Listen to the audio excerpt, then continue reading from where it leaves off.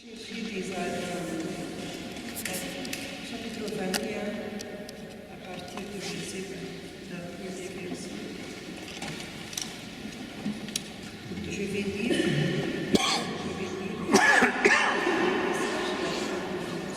au nom de Jésus, lorsqu'ils approchèrent de Jérusalem et qu'ils furent arrivés à Bethphagée,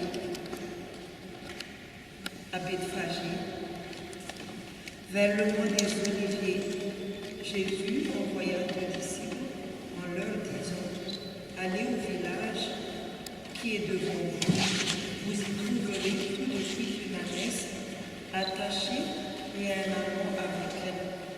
Détachez-les et amenez-les loin. Si quelqu'un vous dit quelque chose, vous répondrez: le Seigneur en a besoin. Et à l'instant, il les laissera aller. Or, tout ceci arriva afin que s'accomplisse ce que le prophète avait annoncé. Dites à la fille de Sion: voici ton roi qui vient à toi, plein de douceur et monté sur un ânon, le petit ânesse. Les disciples allèrent, Jésus leur avait ordonné. Ils amenèrent l'ânesse et l'amant, mirent leurs vêtements sur eux, et Jésus s'assit. Une grande foule de gens étendirent leurs vêtements sur le chemin, d'autres coupèrent des branches aux arbres et enjambèrent la route. Ceux qui précédaient et ceux qui suivaient Jésus disaient: Hosanna au Fils de David, béni soit-il qui vient au nom du Seigneur. Hosanna dans les lieux hauts. Lorsqu'il entra dans Jérusalem, toute la ville fut troublée. On disait: qui est cet homme? La foule répondait: c'est Jésus, le prophète de Nazareth en Galilée. Donc c'est Jésus est sur le mont des Oliviers avec les disciples. Il a voyagé pour chercher cet amant afin qu'il monte pour entrer en Jérusalem. C'est l'entrée triomphale de Jésus en Jérusalem en tant que cet événement précédait la crucifixion. Donc Jésus s'est montré ici qu'il est le Messie envoyé par Dieu. Et après, au chapitre 24, là c'est un peu long, mais je vais juste lire les quelques versets à partir du premier verset. Jésus sortit du temple et, comme il s'en allait, ses disciples s'approchèrent pour lui en faire remarquer les constructions. Mais il leur dit: vous voyez tout cela? Je vous le dis en vérité, il ne restera pas ici pierre sur pierre, tout sera détruit. Il s'assit sur le mont des Oliviers. Les disciples vinrent en privé lui poser cette question: dis-nous, quand cela arrivera-t-il? Quel sera le signe de ton retour et la fin du monde? Jésus leur répondit: faites bien attention que personne ne vous égare. En effet, beaucoup viendront sous mon nom et diront: c'est moi qui suis le Messie, et ils trompèrent beaucoup de gens. Vous entendrez parler de guerre et de menaces de guerre. Ne vous laissez pas effrayer, car il faut que toutes ces choses arrivent. Cependant, ce ne sera pas encore la fin. Une nation se dressera contre une nation, et un royaume contre un royaume, et il y aura en divers endroits des famines, des pestes et des tremblements de terre. Tout cela sera le commencement de Dieu. Donc, Jésus annonce son retour qui serait précédé par des événements effrayants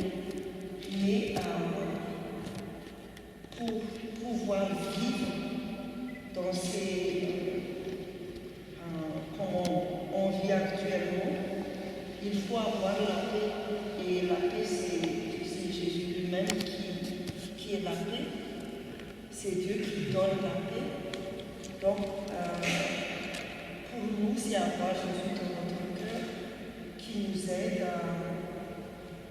à vivre paisiblement, même le montagne tremble, même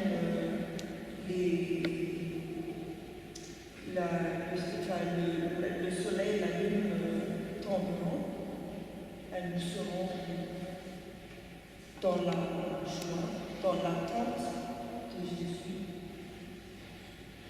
Le passage se trouve dans le chapitre 26.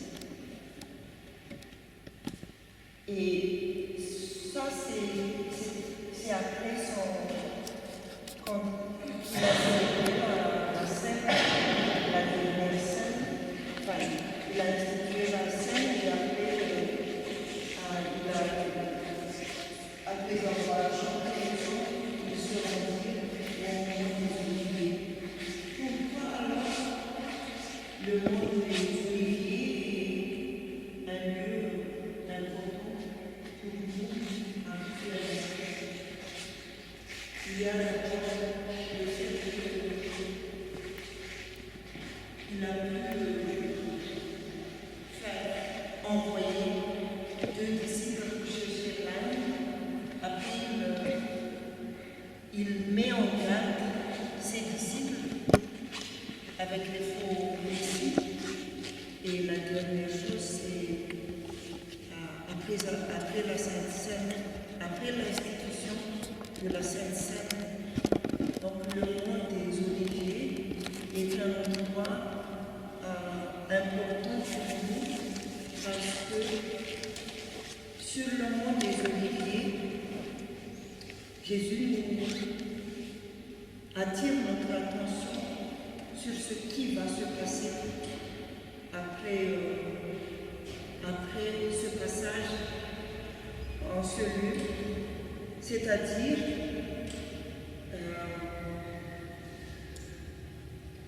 il est le Messie et comme le pasteur général a dit hier, c'est sur ce lieu même qu'il va revenir. À son retour, on connaîtra qui est celui qui a Jésus dans son cœur. Il y a des passages, il y a des serviteurs de Dieu qui ont dit qu'il y a une marque à laquelle le Seigneur reconnaîtra qui lui appartient. Cette marque, c'est son sang. Est-ce que le sang de Jésus est sur nous? Est-ce qu'il purifie notre cœur? Est-ce que le sang de Jésus a effacé vraiment nos péchés? Parce que le dernier passage, c'est par rapport à la Sainte Seine. Et la Sainte Seine, c'est là où on prend le corps de Jésus, comme c'est Malek qui a dit ça hier, parce que c'est une obédience catholique, on va dire, que quand on mange le corps de Jésus, ça se transforme, enfin l'hostie, ça se transforme en corps de Jésus. Et le vin, on sent de Jésus. Mais ce n'est pas le fait que ça change ou pas. Nous, c'est le signe, c'est le symbole, c'est le mémoire de Jésus qu'on célèbre de ce qu'il a fait pour nous sur la croix. C'est ça qu'on célèbre, ça se transforme, ça c'est à Dieu qui le sait. Ça se transforme en corps ou en sang, c'est Dieu qui sait. Mais pour nous, c'est la communion avec lui qui est plus importante que les signes extérieurs. Et c'est pour cela que La question qu'on doit se poser, est-ce que le sang de Jésus est sur nous? Est-ce qu'il a purifié vraiment notre cœur? Parce que le cœur, c'est le siège de Jésus, de Dieu, dans notre vie. Et le cœur, c'est le siège pour les juifs, le siège des sentiments, des pensées, des volontés. C'est quand on a un cœur bien disposé pour faire la volonté de Dieu, pour accepter en s'humiliant devant lui, pour être purifié, c'est là que le sang agit. Donc, Jésus est monté à Jérusalem, il sait ce qu'il lui attend là-bas. Il est monté pour être crucifié à Golgotha. Mais il est entré en montrant au monde qu'il est l'envoyé de Dieu, le loin de Dieu, l'envoyé pour accomplir le salut sur le monde, le lieu des crânes. Et c'est accompli. Donc maintenant, nous pouvons accéder directement au lieu saint des saints sans intermédiaire. Si à nous, si vous vous souvenez quand j'ai parlé du baptême de Jésus, le baptême c'est ce mouvement. Jésus, il était au ciel, il est descendu, il est allé au bas de la terre, en dessous de la terre, il est monté au ciel. Et pour nous, c'est ça aussi notre baptême, on est comme ça, on s'humilie, implorer le pardon de tous nos péchés et à croire au pardon accordé par Jésus gratuitement pour être relevé pur. Donc c'est le sens de notre vie chrétienne, le sens aussi de ce lieu où Jésus a fait savoir que voilà ce qu'il va se passer pour la vie de tous les chrétiens, de tous les hommes qui croient en lui.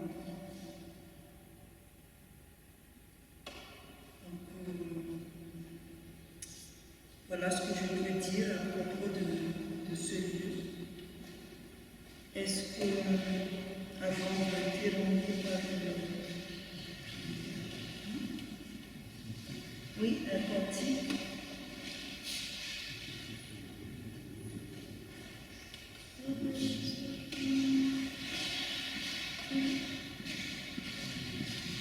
Bien, voilà.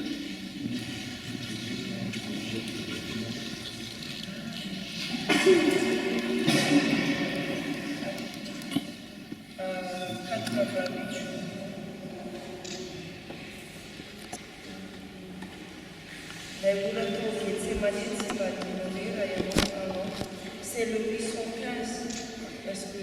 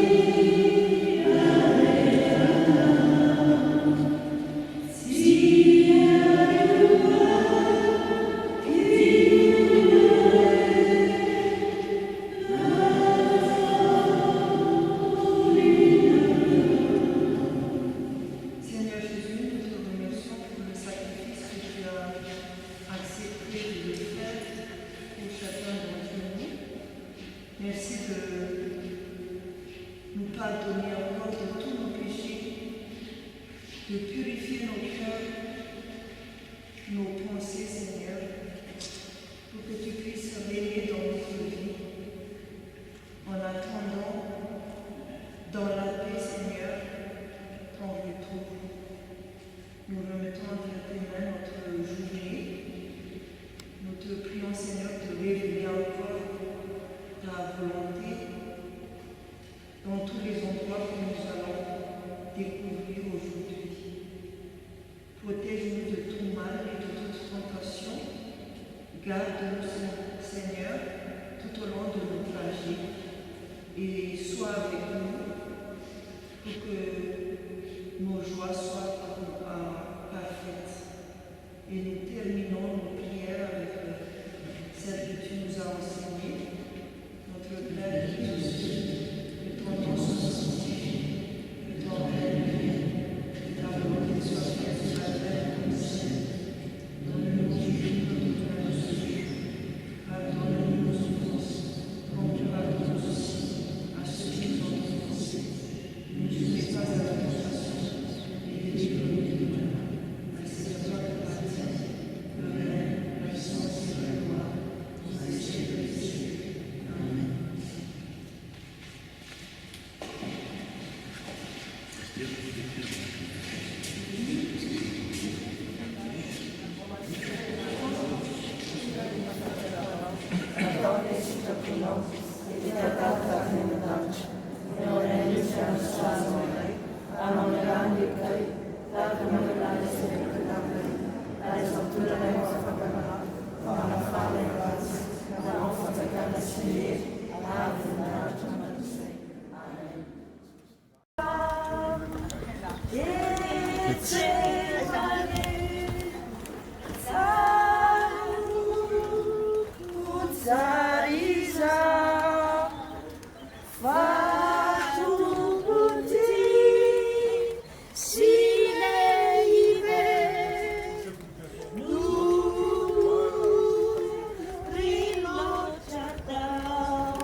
Sur le chemin de Gethsemane.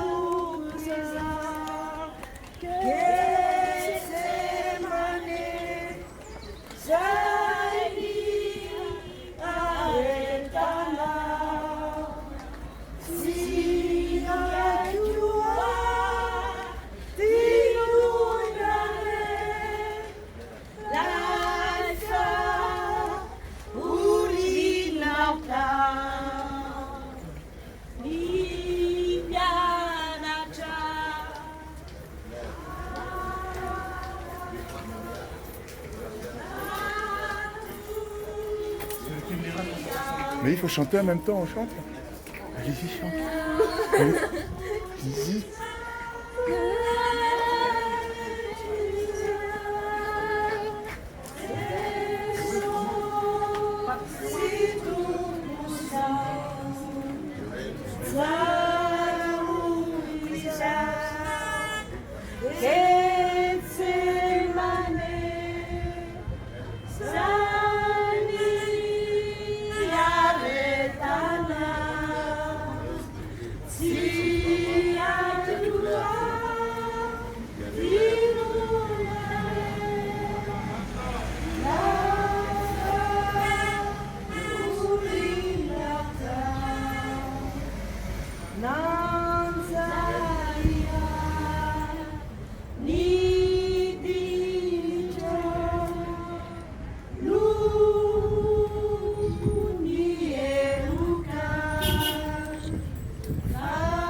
Amen.